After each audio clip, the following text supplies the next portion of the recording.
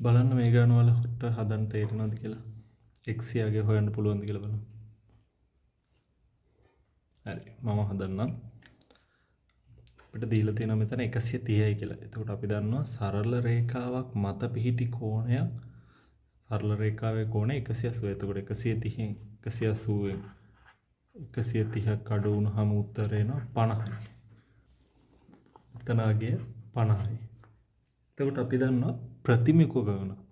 ප්‍රතිමුඛ කෝණ විදිහට මෙතනත් 50යි. එතකොට ඊළඟට අපිට මෙතන හොයලා ඒකෙන් 180න් අඩු කරලා එහෙම හොයන්න ඕනේ නැහැ. අපි දන්නවා ප්‍රමේය ත්‍රිකෝණයක පාදයක් දික් කිරීමෙන් සෑදෙන බාහිර කෝණයේ අගය අභ්‍යන්තර සම්මුඛ කෝණ දෙකේ එකතුවට සමාන වේ. කියන්නේ 70යි මෙන්න මේ 50යි කියන දෙක එකට. 70යි 50යි x සමානයි 70 ධන 50.